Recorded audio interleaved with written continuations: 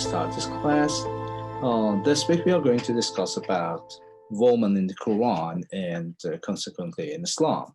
The issue of woman is very, very controversial and among those people who are speaking for Islam and against Islam. It's especially with the modern time. I mean, however, in the narrations which were like during the course of history, those who were, criticizing Islam among the other party, those whether some missionaries, whatever, they were kind of speaking about the role of woman and depicting Muslim man as someone who is sexually abuses the woman, or in the modern time when the issues like human rights as and quite important human issue, and which is discussed fundamentally and also fundamentally change the way that societies and communities and people are living. Now, this question is kind of a big question when you talk about the relation between Islam and women and the laws that covers the womanness of woman, the gender issues. And so in a little bit, we are going to discuss this. This week, I try to send some links to other talks, and those can help you also be more engaged with the discussion. But to begin with, let me share you with a video, a very short video, a few minutes with you, and then we go and start our own discussion. So bear with me to share this video with you, and we are going to watch. Here you are. Is a return to genuine Islamic principles, which have been not studied, have not been enforced, and are forgotten. So it's not exactly that. All right. But a return to genuine Islamic principles is exactly what Al-Qaeda is advocating. No, that's not actually what they're. No, that's actually incorrect. A return, a rebirth. Al-Qaeda. So the difference between Al-Qaeda is exactly what all those extremist organizations are. Two voices, and I'm talking now too at the same time. So Yeah. I'm going to be quiet. I'm going to give you 20 seconds to make that point, and then I want to hear back. So think 20 seconds. When you look at the extremist the organizations that we've come to call extremist, what they're advocating when they answer the question, what went wrong? We had this empire, we lost it. How do we regain it? Their answer is a rebirth. Let's go back to the origins, a revival of it. Is that what you want, Ziba? No, they actually covert the language for their own political purposes. Al-Qaeda is not calling for a return to Islam or to original Islam or anything like that. They're actually using Islam as a cover for their political grievances. When you look and ask Muslims, ask 1.5 billion Muslims, when you look at the mainstream, they're 90%. They're peaceful and fine. When you look at the politically radicalized, when you ask them, what do they fear most? They say Western domination and occupation. But when you ask mainstream Muslims what they fear, they say economic issues, unemployment. There's a clear difference. And so they're not, what we can determine from that is it's not religion, because religiosity between the two is indistinguishable. How pious they are, indistinguishable. It's the one factor that makes the difference is what they focus on and their grievances against, perceived grievances against the West. But don't we get back to one of the core problems which you still haven't addressed, which is the life of Muhammad and his teachings? Which is as follows: is that if a Christian group decides to go back to the teachings of Christ, the worst stuff they find is the Sermon on the Mount of Olives. They can find one verse where Jesus is said, I think the Gospel of St. Matthew to have said, I come not to bring peace but a sword. But the rest of it is all love thy neighbor and all that sort of stuff. If you're a Christian group looking to go back to the sources of Christianity, you just find a lot of, hippie stuff for a lot of modern people. So what is it about this religion we're talking about tonight that you say is a religion of peace, that when people go back to the origins, they find a founder who was violent, teaching violence? See, this comes back to what you mean by people going back to the origins. And I refuse, as does Zayda, and as we're asking for all of you to do, is to refuse for Islam to be hijacked and monopolized by the bin Ladens of this world who want to tell you what it means to go back to the original sources. Now, if that was the case, then I ask you, why is it that in Bangladesh, where there was a free and fair election, the Islamist party lost roundly? They completely lost the elections. In Pakistan, where there were recent elections, the Islamist alliance in the north that came to prominence after the occupation of Afghanistan, they completely lost all their seats. So the Muslims in two of the most populous Muslim majority countries in the world, as is the case in Indonesia, whenever they have a chance to vote, they do not vote for the Islamist extremists. And time again in elections across Muslim majority states, they have proven that their interpretation of Islam, and they are the majority, is not the interpretation of Douglas, Ayan, and bin Laden. Now, I don't want to be in that camp. All right. Okay, so I want to take a little break. The point is that as we notice in this video, many try to understand Islam as a religion of peace, and then there's an opposite that talks about Islam as a religion of violence. And why I'm talking about why I quoted and showed this video is that because the things that are exactly one of the points that are exactly talked about Islam as a religion of violence is that the issue that they talk about women rights. So, and how they say that Islam treats women like in inequality, and so there's a men's power dominated society or women or whatever. Now to talk and discuss these problems and question in peace and not to be in rush and try to understand it in a academic ground. Let's go and look back to look at our resources and what we really want to discuss about. Then for this reason, let me in fact open my part of my presentation, PowerPoint, and share that with you. Sorry.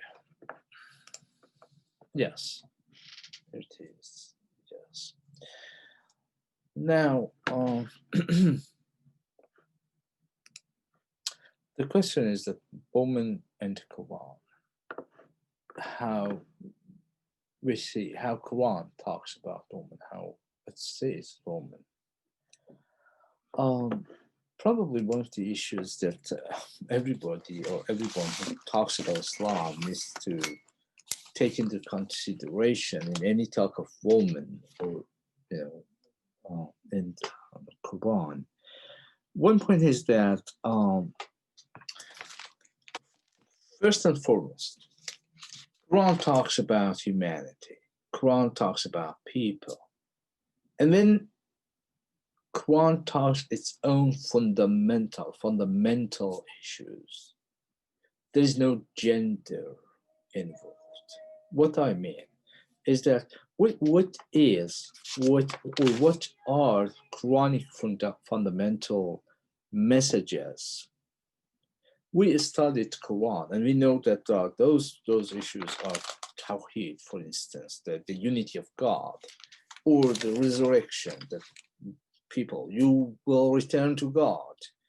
And so there is an origin and there is a goal or end. And also to how to behave in society based on the moral and ethics that Quran puts as rules and guidance to human life. Now, considering those issues that one can call them, as fundamental message of Quran, there's no difference between men and women in Quran.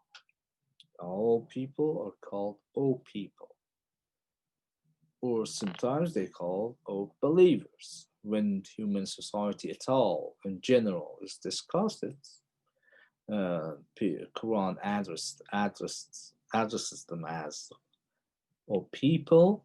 But if something is going to be discussed with, believers, the Quran calls them or believers. Ya ayyuhan nas is O people. Ya ayyuhal mu'minun is the believers. And so there's kind of generality. Gender is not mentioned. There's no issue of gender in any discussion of the fundamental message of Islam. One. Second, talking about the reality of men and women, what people are created from. Quran, as generally talking about the nature and reality of human being, whether it's men and women. The discussion is that Quran says, and I'm quoting some verses of the different chapters, like chapter Al-An'am, chapter 6, verse 98. It talks about, and he is who produced you from one soul and gave you a place of dwelling and of storage. So one soul, you are created from one soul. This is what the message of Quran is about. It doesn't talk about that God created woman from, part of man's body or whatever, but it's a discussion of soul. And also, the chapter 7, verse 189, and it talks about it is he who created you from one soul, again, and created from it its mate. And he might dwell in security with her. So also, the chapter 39, verse 6 also speaks, he created you from one soul. So we see these discussions, and the equality here is discussed as one of the points in this level of discussion. Okay, so the point is that when you do have those kind of statements in the Quran talking about man and woman and creation from one soul, it means that the nature and reality of both men and women in the eye of God is quite, equal, or like men and women are moral equals in God's sight and are expected to fulfill the same duties of worship, prayer, faith, all religious practices that one can imagine, like fasting, praying. I mean, yes, there are some differences based on according to the Muslim tradition, those differences are based on the differences in the very function of humans' body. Like, for instance, prayer is, obligatory for every practicing Muslim, men and women, both of them, but prayer is not obligatory for a woman during her period time. So also the point is that generally speaking, spiritually, morally, ethically, and then basically in the nature, in the very essence of being human, there is no differences between man and woman. Now, however, you can refer to one point in the history that probably has been kind of common people believe, whether in the past or currently, that not in the modern society, but in some society, they were thinking that men's are wiser than women and things like that. But the point is that when you talk about the reality of human being as the one soul, and then again in the religious context, thinking and intellect is not a material being, but rather it's kind of a spiritual and a metaphysical thing, then you cannot say that woman in intellect has less portion than man, because Quran and this language, Quran basically speaks of having both having one soul. Now let's go back to Islam. Islam again. I mean, as to the society and community of Muslim Islam. Yeah, Islam accepts that women are, uh, half of human society, and their contribution in society is needed in order to produce a human generation, and so on and so forth. And then at the same time, there are feminine, there are women's figures that are important in Islam. They were important in making Islam or making Islamic history. I mean, first and foremost, the first believer to Muhammad was Khadija, his wife, who at the same time, Khadija was a businesswoman, and she had a good amount of wealth, and the business that she was running, Muhammad used to work for her, and then later on it ended up into the marriage, while Muhammad was 26 assumedly, and Khadija was at her 40s. So now the Khadija is a woman, and then she's the one that Muhammad, when he receives revelation, he goes to him and to her, and he talks to her and saying that I received this and that, and then that's the Khadija who goes to her uncle and tells him Ibn Nufayl, I guess Nufel, and then she asks him if Muhammad is right or not, and then Nufel will assert and says that there's Muhammad, that's the revelation and such and on and on.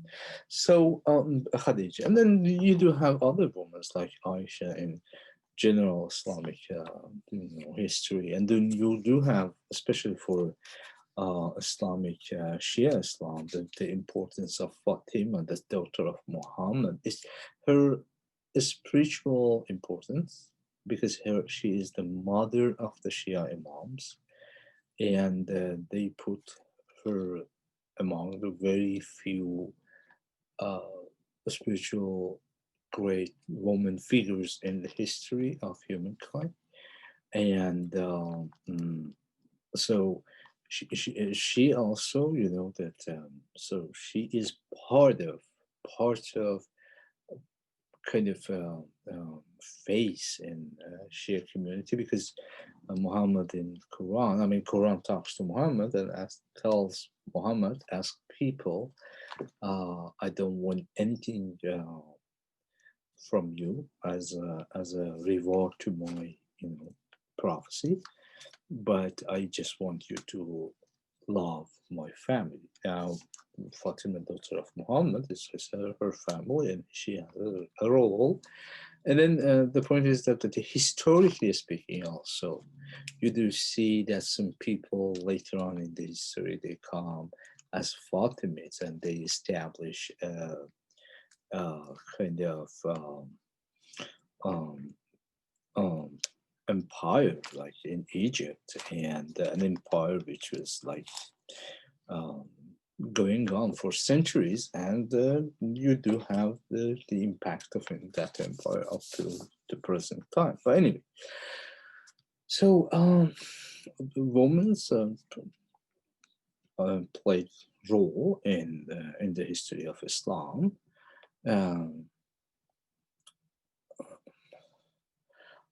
So, and then now the point is that when you do have all those spiritual things, when you do have all those metaphysical, all those creation things, God in God's side, they are both equal and things like that. We go down to the history and to the life of human communities. So,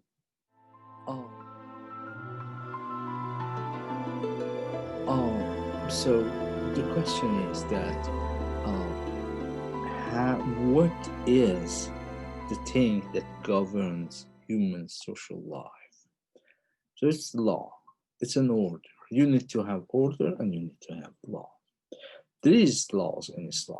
As we discussed previous weeks about the laws of Islam, and we discussed the Quran as the source of law in the Islam. But nevertheless, those laws, there's one more question. So is the Quran the very first and primary source of every laws that is existing in that book or not? What's the relationship between the Quran as a text and the laws in that text with the previous human experiences and customs? The point is that Quran talks about different laws. We focus on woman. I'll say that one of the things about the woman is the marriage. So marriage has been there. What Quran puts there is that Quran, posits the marriage under a certain circumstances. Who to marry, who not to marry, how to marry, to say something, how to making a marriage a functional contract between people. It's the story. So love is there, but there is something else. What if something happened? What if there is a disagreement? So what happens to the baby if there is any? What if the woman is pregnant? What is a divorce?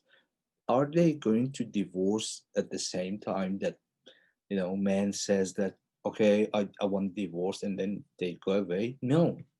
Quran puts rules. They say, especially in that society, that you do not have any of those the genetic laboratories that they tell you that this baby is a genetic son of that father. So the point is that if a woman is pregnant or even not pregnant, but you want to decide divorce, let's give it a time. Wait for 4 months and 10 days or something like that. So that period, if she's pregnant, then everything will be kind of known and clear that this woman is pregnant and the father is this guy. And then the consequence is that if they divorce, but still the man is, in charge of, financial support of the baby and the mother and things like this. So for this kind of thing, one of the issues, as mentioned, the marriage. So in the marriage, the point is that um,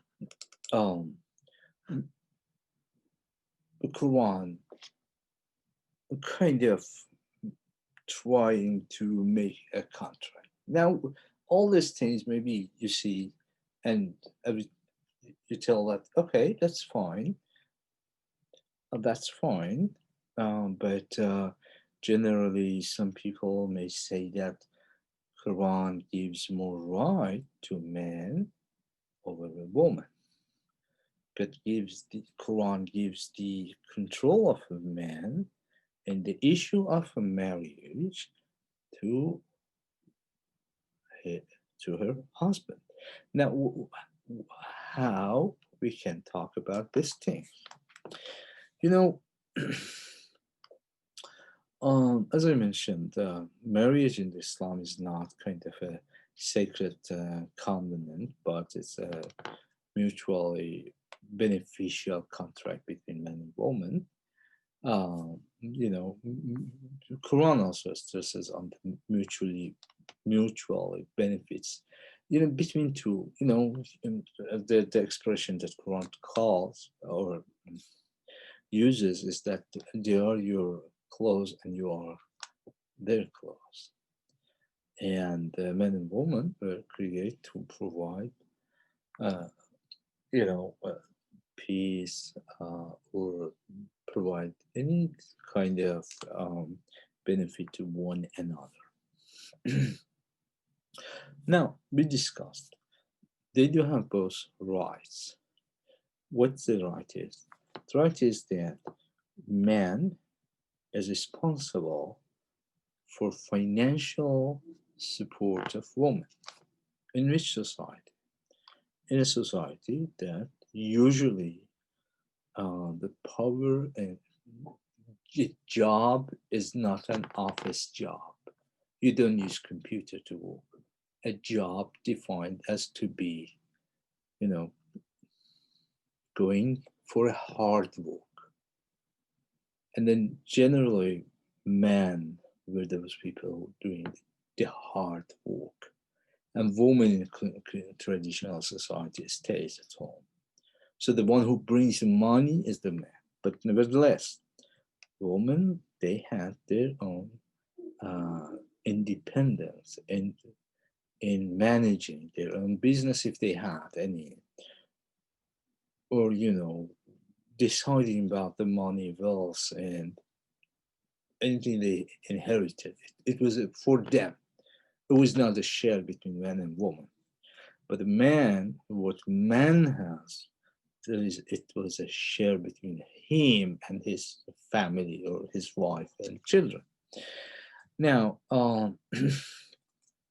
those equal. So that's imagine in that situation, the man is husband is in charge of those things, those financial support and things like that.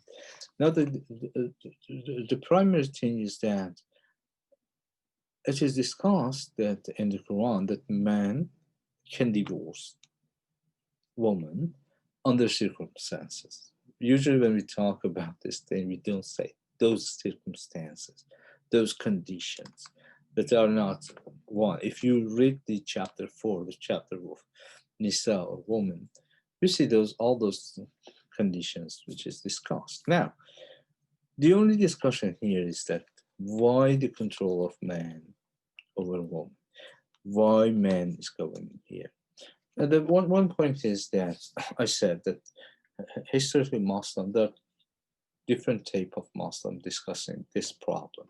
One, traditional one saying that yes, because man is bringing money inside the home, the financial support for the family, and then it seems that the woman should be kind of obedience to him, and if she is not obedience, but don't forget, Quran asks men to treat women morally equal. I mean, those all to be, to consider all piousness, everything that Quran says. So now they have differences, they have problems. There's something happened. So one traditional view is that priority is given to men to be able to say that I want to get divorced. Now the question is that what if a woman wants to divorce? Yes, there's a possibility, but traditionally she must has the agreement of the husband that she wants to divorce. But there is another thing, because it's the law. We are talking about the law, and laws are always a matter of dispute during the time and history. And laws, you can play with rules and laws. One of the things that can change this story is that usually traditionally as well, when they were writing a marriage contract between man and woman, it was upon woman to write, or if she wanted, one of the rules was that woman, the wife, has the right to ask for divorce if she doesn't want to live with them. So if it was in the contract and she had the if then she had the also ability to apply for divorce. Now, let's talk about the modernist. I mean, during the time that we talk about human uh, rights or woman's right and things like that. During the modernists are the one that say that, listen, Quran, Islam, and any other religion has to remain a major part. One of the part is the it's their essential message, their principal functioning. The principal functioning of every religion is to, turn people back to God, to make them aware of the hereafter, ask them to live in a pious life, and things like that.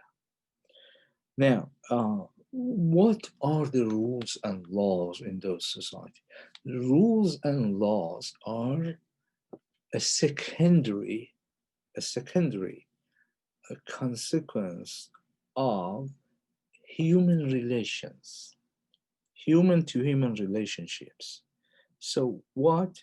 So because of those relationships, we need laws. But there's one thing more. There's always changes in human behavior and relationships. You may sometimes have new conditions, and you may sometimes have a previously custom that is no longer any custom and no longer as practiced.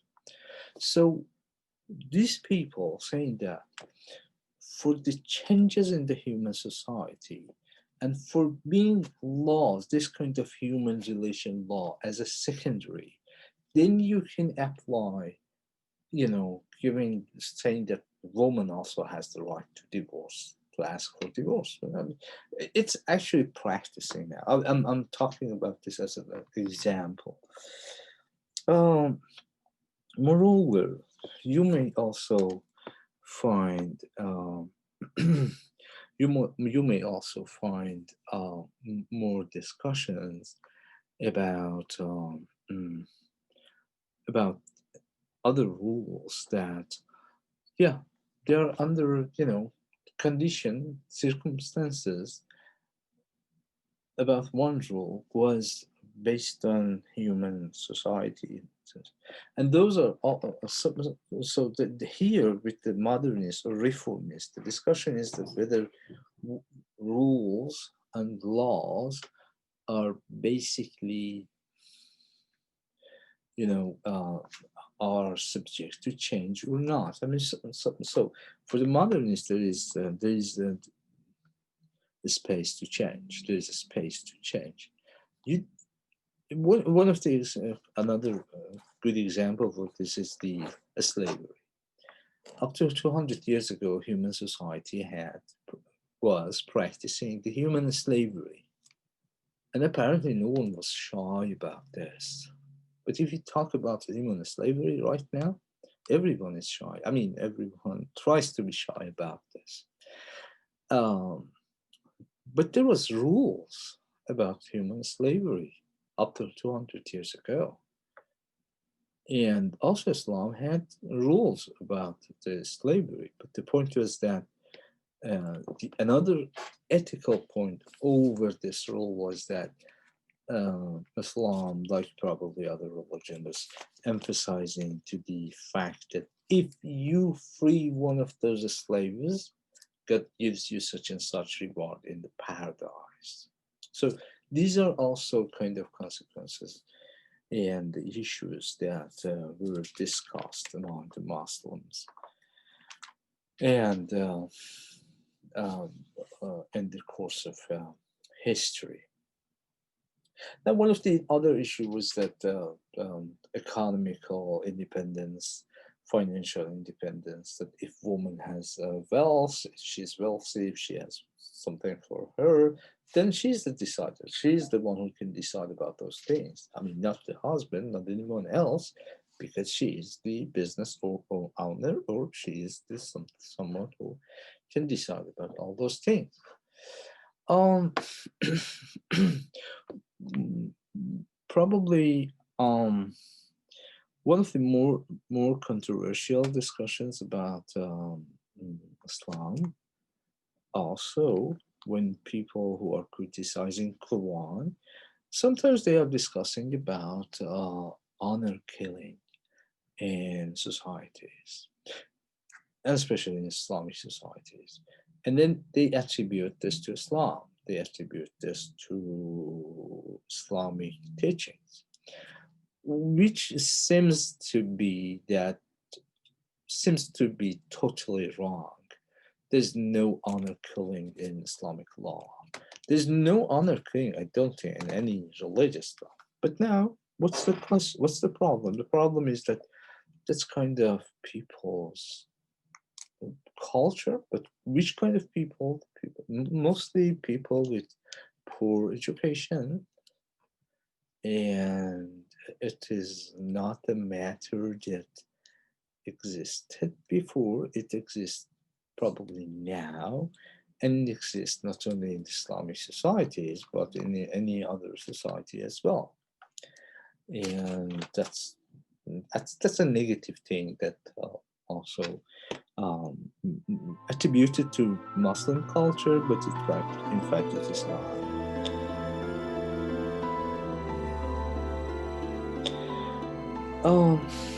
One of the other issues when discussing about Islam is discussing the woman is the issue of hijab or head covering.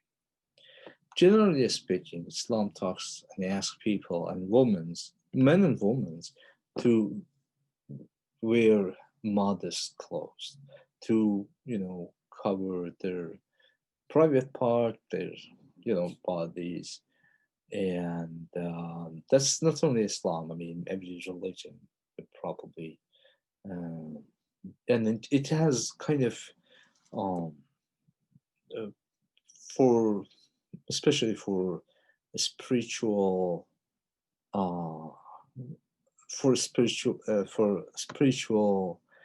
um, purposes, um, being covered, and then especially head cover, which was practiced in traditional society for both men and women, is giving kind of solidarity, privacy, which was detaching a person's mind from whatever around and surrounding him, and then was making him or her to be especially and absolutely engaged in her inner relationship with God. Now, so the point is that we see that the tradition is that probably not only men, not only women, but men also had some kind of scarf or whatever to cover themselves in any kind of spiritual prayers, and especially if you see the human activities, and some people who uh, lived in a seclusion life in order to pray God, they were going inside the caves. So the cave gives you a kind of protections or separates you from um, outside world and surrounding environment, in order to give you the privacy, a very privacy that in your heart there's only God and nothing else. Now, head covering.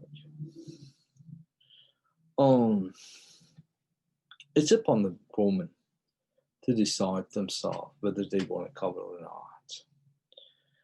Perhaps the best Quranic verse to describe the woman's rights under Islam is, there's no obligation or compulsory in religion. There's no compulsion in religion. Chapter 2, verse 256.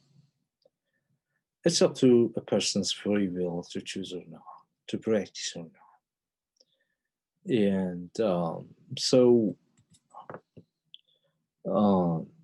the point is that the force is, it can someone force someone else to do something or not to do. This is not Quranic. I mean, this is comes again.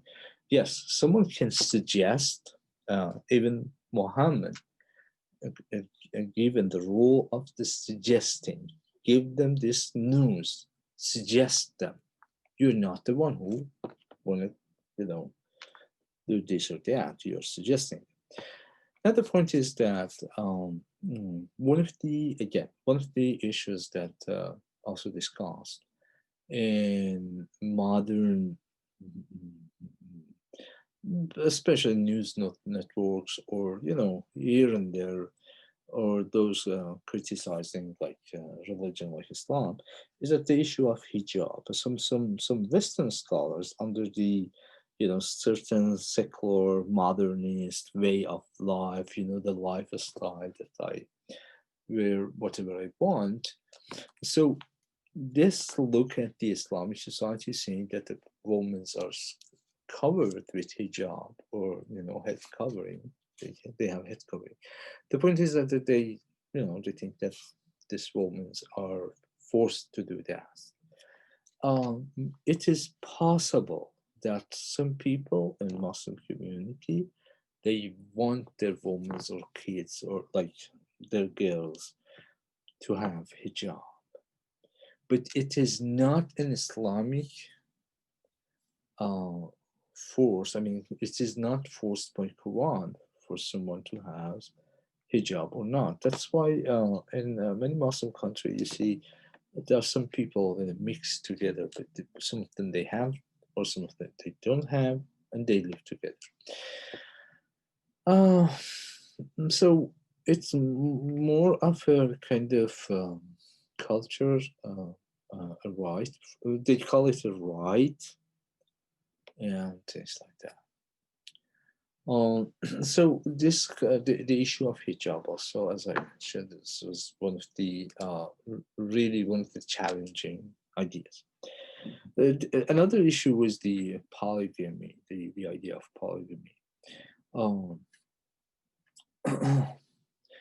the polygamy in Islam, if you read the chapter 4 of the Quran, you to see that Quran talks about 1, 2, 3, or 4 wives for men, not for women, not vice versa. Some modern in modern time, you may think that, oh, why there's not such a rule or a priority for women as well. Now, Quran says that God knows better, but so the polygamy is another discussion under any criticizing Islam. Is that that's not only Islam, but we do also have some communities in the non-Muslim communities in the United States that they do have practicing polygamy. But practicing polygamy in Islam is not a usual customary act of Muslim. There is the possibility of being able to remarry, or marry 2 wives. But there are conditions, and one of the conditions is that if the first wife is agreed. Second, if you can, this is the Quranic verse in chapter 4, Nisa, or woman, if you are able to, look at them or equally treat them equally. If you are, this is the Quran. If you are able to do so, you can have up to 4 wives. If you are not able, absolutely not able, to treat them, all of them, 2 of them, 3 of them, equally, then you are not allowed to do this. So But when again, this religion is criticized, the question comes that, oh yes, there's a polygamy Islam, and men are usually abusing women, and they can have lots of women and things like that. But practically, when you look at the text, Quranic text, you don't say this. But when you may look at the people in the previous societies, or even maybe you can find someone who has 4 wives and he doesn't care about each of he doesn't care about treating equally among them. This is not Islam or Quran. This is one person or a group of people that they do abuse laws, and they do have more than one wives, and they must be responsible in hereafter according to Quran about their misconduct. uh, Now, one question may arise. um, You say that women's right and suffrage is a spiritual equality. I'm sorry. You say that, okay, men and women are equal, spiritual in the spirit, in their soul. God and the Quran sees them as, both equal and, in their practices. But is that enough? Is that fair? Why they are equal in this and they are not equal in the right to marry for a husband at the same time, or the right to divorce? Basically, sometimes I know we discussed that under condition women can have the right to divorce, or maybe um, um, why women are not allowed sometimes to be judged or to be imams, for instance. Now, so yes, the question is, as I mentioned, so you may ask that, is that enough? Is that fair or not? It's probably a traditional, close to reformist Muslim answer to this question is that um, in the first part, that was the metaphysical face question, the essential nature of human being, you talked about equality, and we say that yes, that's equality. But in the second question and second part, when you discuss about why there's not such an equality, such a similarity in a marriage or in divorce or whatever else, in the second part, there is no question, according to them, there is no question about equality. There is the matter which governs those laws is differences in human body's functionality. So they describe man to be more kind of um, more basically controlling himself based on his rational faculty. And then there is, for women, they say that maybe their senses or emotions are governing their functionalities. So, or things like this. And those are making differences. And plus that, you may say that, they may say that the body, the difference in body requires difference in the law. And if you have this similar law for these two different bodies, you not only you don't follow the justice, but you bring injustice for in in the relationship between men and women. So these are the things that these are the things that Muslim kind of scholar talk about and when they encounter those kind of questions.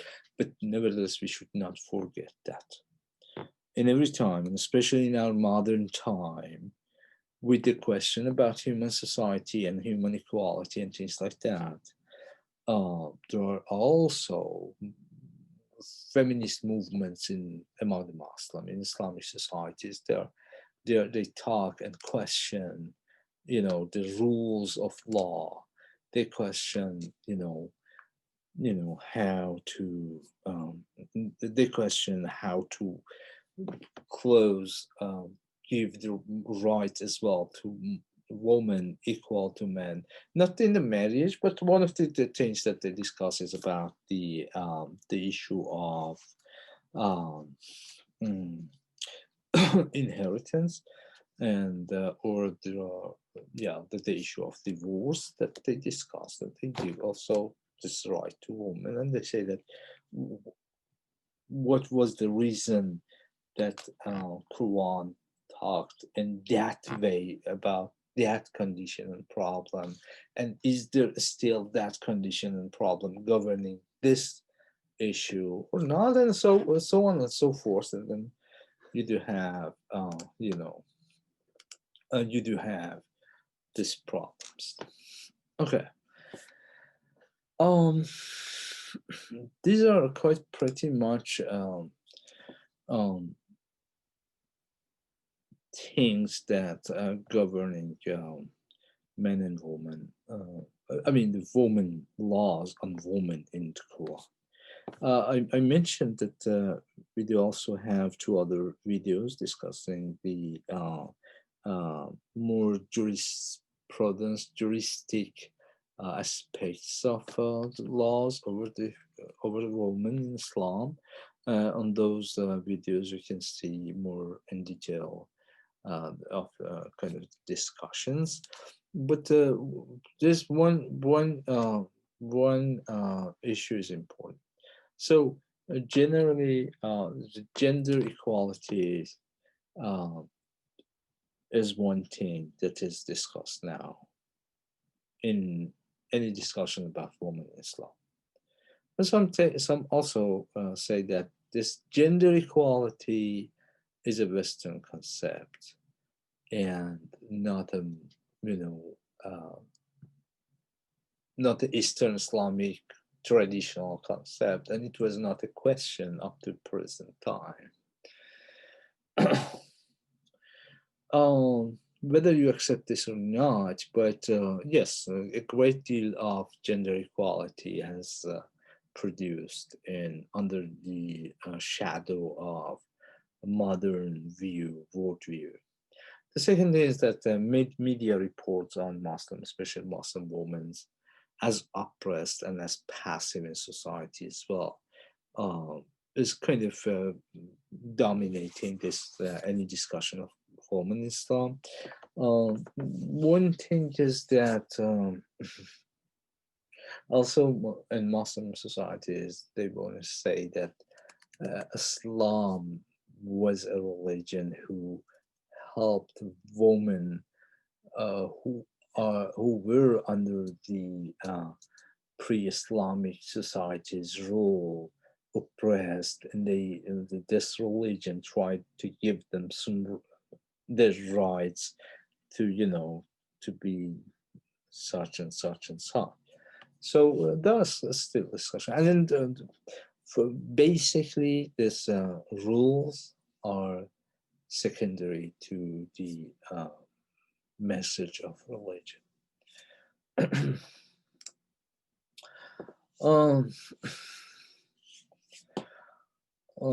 So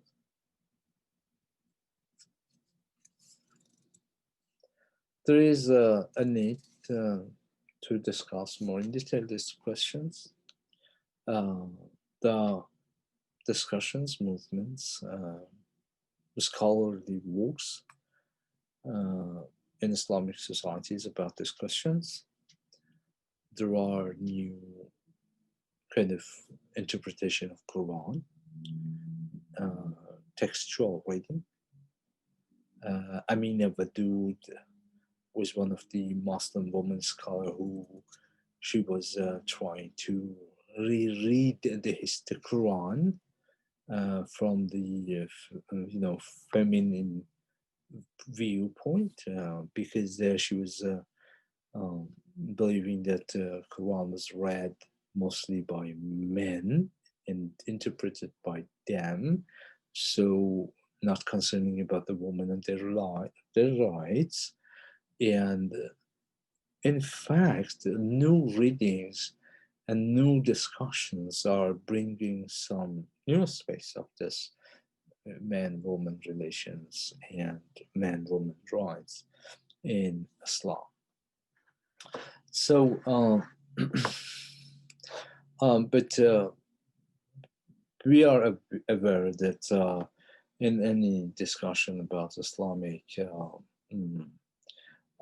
law and women, there's also another aspect of political, criticism and values under a modern secular view on human society that also governs this kind of discussions.